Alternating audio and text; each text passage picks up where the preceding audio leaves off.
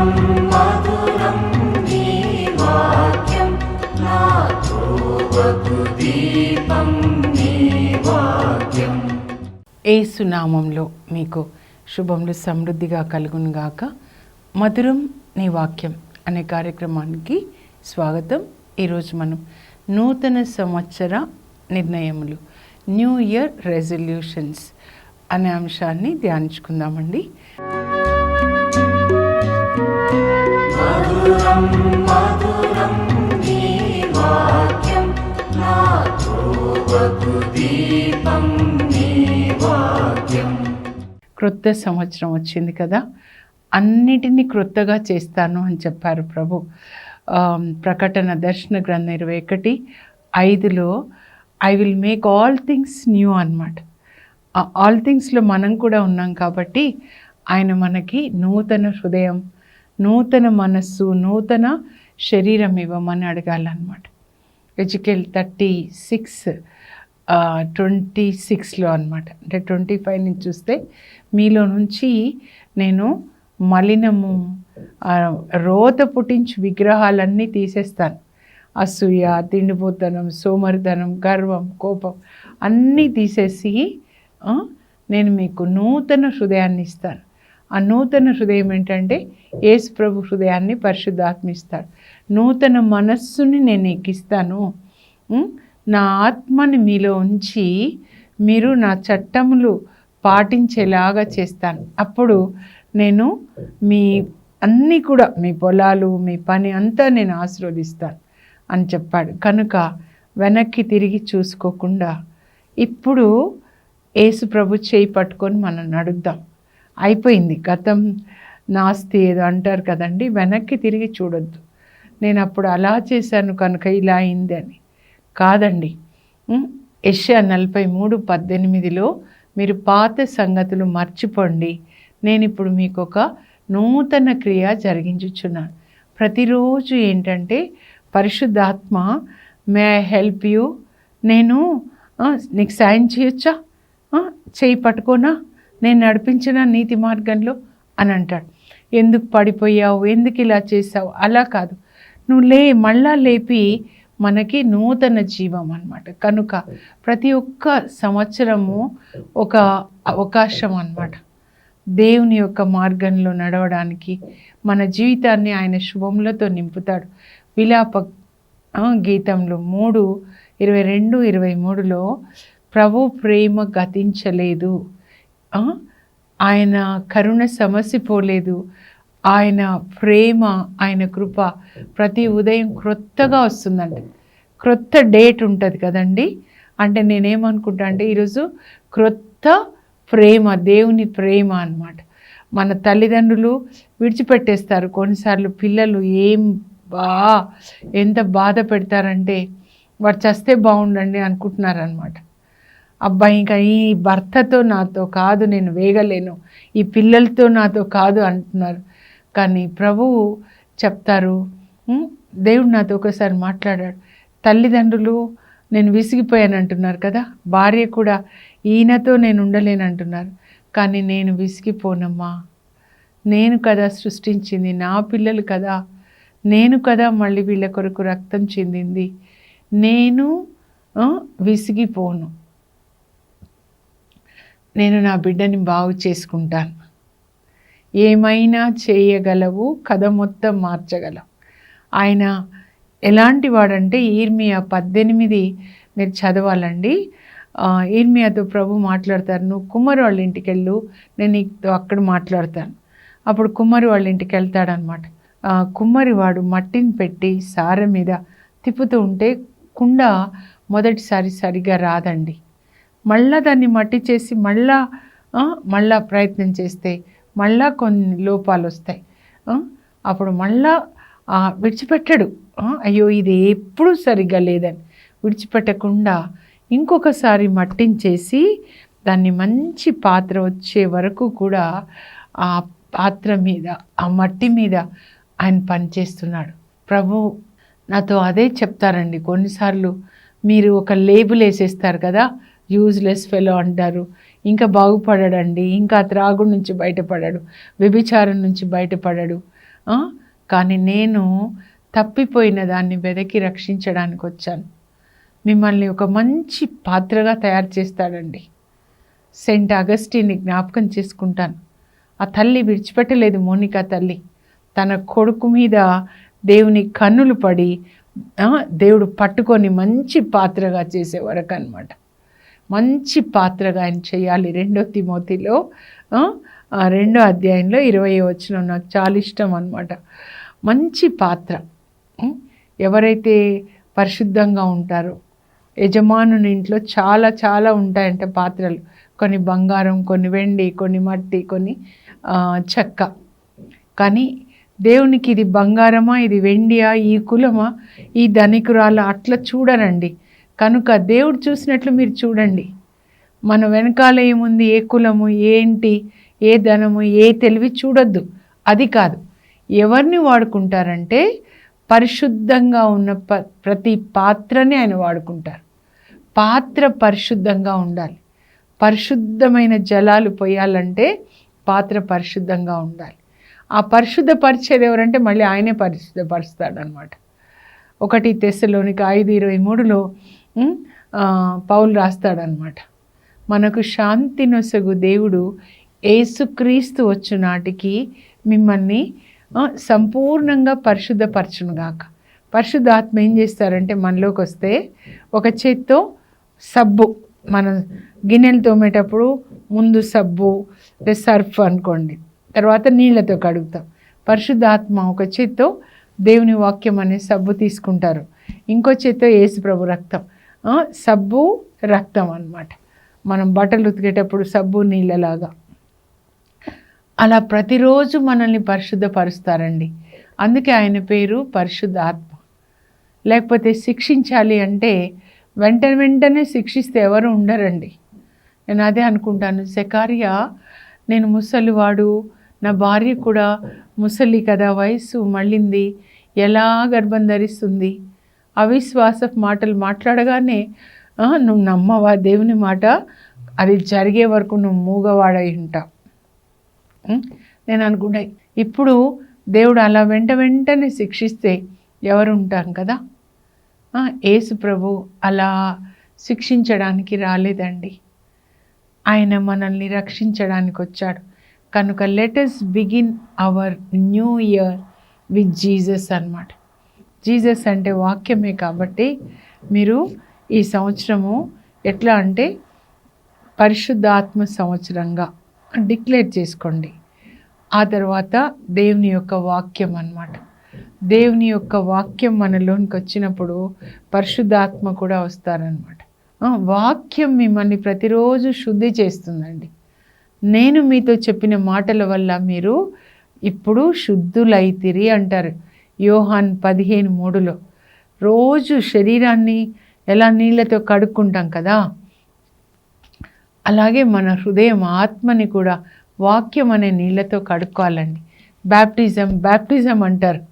Water baptism అంటే వాక్యాల్లో మునగాలన్నమాట. వాక్యాన్ని చదువుకొని దాన్ని పాటించాలి, మునగాలి. నీ మనసంతా కూడా వాక్యంలో, నీ హృదయం అంతా వాక్యంలో మునగాలి. అప్పుడు ఆ వాక్యాన్ని నువ్వేం చేయాలి, ధ్యానించి పాటించాలన్నమాట. రోమా 12లో కూడా 2వ వచనంలో పౌలు రాస్తాడు, renew your mind with the word of God, do not imitate this world. మీరు ఈ లోకాన్ని మీరు అనుసరించొద్దు, లోక ప్రమాణాలు. అందరూ ఇలా డ్రెస్ చేసుకుంటున్నారు, ఏమన్నా కవర్ అవుతుందా? రోజు మారేది ఏంటంటే పాపం అండి. సాతానికి సంబంధించిన ఫ్యాషన్స్, ఈ కట్టింగ్లు, ఈ టాటూ మార్కులు అంట. షాపే నేను ఎక్కడ కనబడింది టాటూ మార్క్స్. దేవుని యొక్క ఆలయం ఇష్టం వచ్చినట్లు అన్నమాట. ఇష్టం వచ్చిన విధంగా డ్రెస్ చేసుకోవడానికి లేదండి. దేవుడు మనకు అన్నీ చెప్పారు. 1 తిమోతి 2:9లో కూడా డ్రెస్అప్ డీసెంట్లీ అండ్ మోడెస్ట్లీ. దేవుని పరిశుద్ధత మన వస్త్రధారణలో కూడా కనబడాలి. దేవదూతలే దేవుని సన్నిధిలో కప్పుకుంటారండి. మీరు చదవండి యెషయా 6లో పరలోకంలో దేవుని పై భాగంలో వాళ్ళు అలా ఎగురుతూ 2 రెక్కలతో ముఖాన్ని 2 రెక్కలతో కింది భాగాన్ని కప్పుకొని వాళ్ళు ఎగురుతూ వాళ్ళు దేవుని స్తుతిస్తున్నారు. దేవుని సన్నిధి, మీరు దేవుని సన్నిధిలో ఉన్నారంటే నీ వస్త్రధారణ పరిశుద్ధంగా ఉంటుంది. ఈ లోక సంబంధమైన ఆ లోకాధికారి క్రింద ఉన్నారంటే పాపి కనుక వస్త్రధారణ కూడా సరిగ్గా ఉండదన్నమాట. వాళ్ళు దేవుని సన్నిధిలో పరిశుద్ధుడు పరిశుద్ధుడు పరిశుద్ధుడు, సర్వశక్తిమంతుడైన దేవుడు పరిశుద్ధుడు, ఆయన పరిశుద్ధుడు పరిశుద్ధుడు పరిశుద్ధుడు, తండ్రి కుమార పరిశుద్ధాత్మ. అలాగే మన ఆత్మ మనస్సు శరీరం 3 పరిశుద్ధంగా ఉండాలి అన్నమాట. అలా వాక్యాన్ని మనం చదువుతూ ఉండాలండి. ప్రతిరోజు చదవండి. 2 రాజులు 5వ అధ్యాయంలో కుష్ఠ అండి నామానికి. ఇది ఇజ్రాయెల్ దేశం అయితే ప్రక్కన సిరియా దేశం నుంచి సైన్యాధికారి నామాను కుష్ఠ ఎలీషా దగ్గరికి వస్తాడు. దేవుడు ఆయనతో చెప్తారు, నువ్వేం చేయి పెట్టి ప్రార్థన చేయడం అవసరం లేదు, ఆయన యోర్దాన్ నదిలో 7 సార్లు మునిగితే ఆయనకి స్వస్థత అని చెప్పి పంపించంటే సేవకుడు గెహాజ్తో చెప్పి పంపిస్తారనమాట. ముందు ఆయనకి ఇగో, నేను ఈ దేశం నుంచి ఈ దేశానికి వస్తే కనీసం బయటకు వచ్చి ఇలా చేయి పెట్టి ప్రార్థిస్తే స్వస్థత అవుతుంది అనుకున్నా, యోర్దాన్ నదిలో మునగడం ఏంటి, మా దేశంలో లేవా? దమస్కులో క్యాపిటల్ అనమాట సిరియాకి దమస్క్, అక్కడ మునుగుతాను వెళ్తూ ఉంటాడు. కానీ దారిలో మళ్ళీ వాళ్ళు చెప్తారు ఆయనతో వచ్చిన వాళ్ళు, మీరు మునగండి, చిన్న పనే కదా చెప్పింది అని. మునిగితే స్వస్థత అవుతుంది అనమాట. ఎవరో దైవజనులు చేయి పెట్టి ప్రార్థిస్తే నీలో పాపం పోతుందా? నువ్వు వాక్యం చదివి వాక్యాన్ని పాటించాలి. మనకి వాక్యం ఇవ్వబడిందండి. ఎలీషా కూడా ప్రార్థన చేయొచ్చు, చేయలా. దేవుడు చెప్పారు ఆయనతో, నువ్వేం ప్రార్థన చేయకు, ఆయన యోర్దాన్ నదిలో 7 సార్లు మునగాలి. మీరు చదవండి రోజు 7 అధ్యాయాలు. ఇప్పుడు ఈ సంవత్సరము మత్తయి సువార్త సంవత్సరం, మీకు తెలుసు కదా. చర్చి క్యాలెండర్ ప్రకారము ఇది ఏ సంవత్సరం అన్నమాట. అంటే ఈ సంవత్సరం అంతా మనం మత్తయి సువార్త చదివి దాన్ని పాటించాలి. చర్చిలో ఏది వింటామో ఇంటికి వచ్చిన తర్వాత చదివి దాన్ని పాటించాలి. మీరు తల్లి తండ్రి మీ పిల్లలు కూర్చొని వాక్యం బోధించండి. మంచి బైబిల్స్ కొనివ్వండి వాళ్ళకి. బి అంటే మార్క్, ఆ తర్వాత సి అంటే లూకా, లాస్ట్ ఇయర్ సి అయిపోయింది, ఇప్పుడు మత్తయి సువార్త అనమాట. 7 అధ్యాయాలు మీరు చదువుతూ ఉండండి. మత్తయి 5కి వచ్చినప్పుడు 5, 6, 7 మెల్లగా చదివి దాన్ని ధ్యానించి దాన్ని పాటించండి. రోజు ఒక్క వాక్యం మీరు పాటించండి. చదివిన తర్వాత ఒక్కటి మీరు పాటించండి. మీరు బైబుల్ ఇయర్ అని డిక్లేర్ చేసుకోండి. మీకు మీరు డిక్లేర్ చేసుకోండి. ఆడవాళ్ళకు కూడా చెప్తాను, లేవగానే వంటింట్లోకి పరిగెత్తకండమ్మా. ఆది కాండంలో మొదటి మాట అన్నమాట. ఏమని ఉంటుందంటే, మొట్టమొదట దేవుడు ఆకాశమును భూమిని సృజించాడు. In the beginning God created the heavens and the earth అన్నమాట. మొట్టమొదట అక్కడ మీరు ఆగిపోయి మీ దినంలో బిగినింగ్ అన్నమాట. Begin your day by Bible reading. దేవుడు మీతో మాట్లాడతారు. అప్పుడు దాన్ని మీరు అక్కడి నుంచి ప్రార్థన రావాలన్నమాట. చాలా ముఖ్యమైనది అన్నమాట. బైబిల్ సంవత్సరాన్ని ప్రకటించుకోండి. ఏది మిమ్మల్ని కాపాడదండి. 2 తిమోతిలో ఏదైతే రాయబడి ఉందో 3వ అధ్యాయంలో, ఈ సంవత్సరం అపాయకర సంవత్సరంగా ఉంటుంది. ఇష్టం వచ్చినట్లు జీవించే వాళ్ళకి, శరీర వాంఛల ప్రకారం జీవించే వాళ్ళకి నేను ఒకటి ధ్యానిస్తూ ఉన్నానండి. ఏంటంటే మన వాళ్ళు కూడా ఏదో పబ్ సెంటర్స్ ఇవి తెరుస్తున్నారంటే, ప్రభా ఎంత బాధ అనిపించిందో. మనం పరలోకానికి అనేక మందిని తీసుకొని వెళ్ళాలి, కానీ నరకానికి తీసుకొని వెళ్ళడానికి అది ఒక బిజినెస్ అని నేను ఐ విల్ సెండ్ ఫైర్ అని చెప్పారండి దేవుడు. ఎక్కడెక్కడ లాస్ ఏంజల్స్తో నేను బిగిన్ చేశాను, శరీరాన్ని పాపానికి అప్పగించి వినోదాలు వినోదాలతో గడుపుతున్న అలాంటి ప్రదేశాల మీద అగ్నిని నేను పంపించబోతున్నాను అని చెప్పారు. కనుక నోవా ఓడని మీరు జ్ఞాపకం చేసుకోండి. ఓడ ఎట్లా కట్టుకున్నాడో మన ఇల్లు దేవుని వాక్యం మీద కట్టుకోవాలండి. ఎఫెసీ 5 చెప్పాను, కొలొస్సీ 3, ఫిలిప్పీ 2 ఒక్కొక్కటి చదువుకోండి. లేదా మత్తయి సువార్త 5, 6, 7 అధ్యాయాలు ఒక్కరోజు కాదు, రోజు కొంచెం చదువుకొని దాన్ని ధ్యానించి దాన్ని పాటించండి. చర్చికి వెళ్ళొచ్చానంటే అయిపోలేదండి. అక్కడ ఈరోజు రీడింగ్స్ ఏంటి అవి ఇంట్లో మీరు ఫాదరు యజమానుడికి చెప్తున్నా, అమ్మ నాన్న పిల్లల్ని కూర్చోబెట్టి ఆ వాక్యం చెప్పి దాన్ని వివరించి అలా మనం జీవించాలి అని మీరు మీ పిల్లలకి చెప్పాలి. కనుక ఈ రెండు మీరు ప్రకటించుకోనండి. పరిశుద్ధాత్మ సంవత్సరము అలాగే బైబిల్ సంవత్సరం అని ప్రకటించుకోనండి. ఇంకా విజ్ఞాపన సంవత్సరం అన్నమాట. ప్రభు చెప్పారు చాలా ప్రార్థన చేయాలి. మాథ్యూ ఫాదర్ ఎప్పుడు చెప్తారు, ఏదో మీ ఆంధ్రాలో ఎంతమంది బిషప్స్ అంటే అప్పుడండి కలిసి ఉండేది ఆంధ్ర తెలంగాణ. నేను 14 మంది అని చెప్పాను, కరెక్టో రాంగో. 14 into 3 49 ఏమో చెప్పారండి. ఎంత వస్తుంది? 52. అంతమంది కోసం మీరు ప్రార్థన చేయాలి. మీకు అనారోగ్యంగా ఉంటే 7,000 మంది అనారోగ్యంగా ఉన్న వాళ్ళ కొరకు, దేశ నాయకుల కొరకు ప్రార్థించాలి. తర్వాత పాపు గారి కొరకు ప్రార్థించాలి, కార్డినల్స్ కొరకు, ఆ తర్వాత బిషప్ తండ్రుల కొరకు, ఫాదర్స్, సిస్టర్స్, ముఖ్యంగా యవ్వనస్తుల కొరకు. ఈ వైన్ షాప్స్ అన్నీ మూసివేయబడాలి. సైతాను స్థావరాలు, థియేటర్స్ దేవుని కొరకు వాడబడాలి. పబ్ సెంటర్స్, బార్లు సైతానికి సంబంధించినవి బంధించబడాలి. ఏవి మీరు బంధిస్తే అది పరలోకంలో బంధించబడుతుంది. దేవుని దూతల్ని పంపించేసి దేవుని ఆత్మ ద్వారా క్రియ జరిపిస్తాడనమాట. దేవుని దూతలు పనిచేదురుగాక. ప్రార్థన. న్యూ ఇయర్ వచ్చిందంటే, ఇంకా నిన్న మొన్న కూడా 31st నైట్ వచ్చిందంటే ఇంకా నేను నిద్రపోనండి. యవ్వనస్తుల కొరకే ఎక్కువ ప్రార్థన అనమాట. ప్రభా వాళ్ళని కాపాడండి దుష్టు నుంచి. వాళ్ళు తాగి యాక్సిడెంట్లో చనిపోతే తల్లుల గుండెలు పగిలిపోతాయి. ప్రభా కృప చూపించండి. ఒక్కొక్కరికి ఒక్కొక్క దూతని దయచేయండి ప్రభా అని.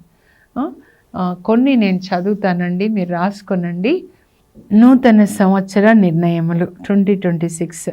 ప్రభువులో ఆనందించు సంవత్సరం, పరిశుద్ధాత్మ సంవత్సరం, బైబిల్ సంవత్సరం, సత్యం పలుకు సంవత్సరం, నమ్మకముగా పనిచేయు సంవత్సరం, అప్పులు తీర్చివేయి సంవత్సరం, నీతిగా జీవించు సంవత్సరం, రెట్టింపు ఘనతను పొందు సంవత్సరం. ఇవి కొన్ని నేను చదివానండి. మీరు కూడా ఇలా రాసుకోండి. ప్రభు మీకు ఏ ప్రేరణనిచ్చారో అవన్నీ మీరు రాసుకోండి. ఒక డైరీ పెట్టుకోనండి. డే వైజ్ బైబిల్ చదువుకొని అందులో ఏ వాక్యం మీకు తడుతుందో అది మీరు రాసుకోనండి. ఆ విధంగానే నా జీవితం కూడా దేవుడు నడిపిస్తున్నారు. ఆయన చేయి పట్టుకొని నడవడం అంటే బైబిల్ గ్రంథం ప్రకారం మనం జీవించడం. హానోకు దేవునితో నడిచాడు అని అంటే, నోవా దేవునికి విధేయించాడు, సహచరుడై ఉన్నాడంటే వాక్యం ప్రకారం మనం జీవించడం అండి. ఇది మనల్ని పరలోకానికి, నీతి మార్గం, ఈ లోకంలోనే జయ జీవితాన్ని మనకి దయచేస్తుంది అన్నమాట. కొన్ని రాసుకోండి. అబద్ధాలు ఆడకూడదు, సత్యమే పలకాలి, ఒకరికి సాయం చేయాలి, ఒక వస్తువు తీసుకున్నప్పుడు వాళ్ళకి తిరిగి ఇచ్చేసేయాలి, మనకి సంబంధించిన విషయాల్లో తల దూర్చకూడదు, తగాదాలు తెచ్చుకోకూడదు, పాపాత్ముల కలహాల్లో మీరు భాగస్థులు కాకూడదు. సిరాక్ 11:9 అన్నమాట. అలా మీకు ఏ ప్రేరణ వచ్చిందో అది రాసుకొని ఆ విధంగా మీరు ఒక ఆశీర్వాదకరంగా ఉండాలండి. ఇంట్లో కానీ బయట సోమరితనం నుంచి ముందు విడుదల ఇవ్వాలి. బయట ఫుడ్ తినకుండా ఉండాలి. అలాంటివి పాపపు సినిమాలు చూడకుండా రాసుకోనండి. తర్వాత పరిశుద్ధ ఆత్మను అడగండి, ఆయన మీకు సాయం చేస్తారు నీతి మార్గంలో నడవడానికి. ఓకేనా? ప్రార్థన చేసుకుందాం. పరలోకపు మా తండ్రి, మీ పరిశుద్ధ నామం నాకు స్తోత్రం కలుగును గాక. ప్రభా 73 కీర్తనలో దావీదు అంటున్నాడు 23 నుంచి, ప్రభా నువ్వు నా కుడి చేతిని పట్టుకొని నన్ను నడిపిస్తావు, నీ ఉపదేశంతో నన్ను నడిపిస్తావు, చివరికి నన్ను నీ మహిమలోనికి తీసుకొని వెళ్తావు. స్వర్గమున నీవు తప్ప నాకెవరున్నారు, నీవు నాకుండగా ఈ లోకంలో ఏది అవసరం లేదని అలాగే 25వ కీర్తనలో కూడా దావీదు అడుగుతున్నాడు, ప్రభా నేను నీ సత్యంను అనుసరించి జీవించాలి ప్రభా, నన్ను నీతి మార్గంలో నడిపించయ్యా, నేను నడవలసిన త్రోవ నాకు నేర్పించాలి. ప్రతి ఒక్కరి చెయ్యి పట్టుకోండి అయ్యా, మీరు విడిచిపెట్టొద్దు నాయనా తండ్రి. మీరు మంచి కాపరిగా ప్రతి ఒక్క బిడ్డని కాచి కాపాడండి, నడవలసిన త్రోవ నేర్పించండి ప్రభా. ప్రతిరోజు బైబిల్ చదువుకొని దాని ప్రకారం జీవించడానికి కావలసిన పరిశుద్ధాత్మ శక్తిని దయచేయండి. ప్రతి ఇల్లు కూడా పరిశుద్ధాత్మ కుటుంబంగా, బైబిల్ కుటుంబంగా, నీతి కుటుంబంగా ప్రభా, కరుణ కలిగిన కుటుంబంగా ఉండేటట్లు సహాయం చేయండి. యేసు నామంలో అడుగుచున్నాం తండ్రి, ఆమేన్. మీ కుటుంబం బైబిల్ హౌస్గా ఉండును గాక. పరిశుద్ధాత్మ సన్నిధి మీతో ఎల్లప్పుడూ ఉండి పరిశుద్ధాత్మ దేవుడు మిమ్మల్ని నడిపించును గాక. God bless you. Have a blessed day.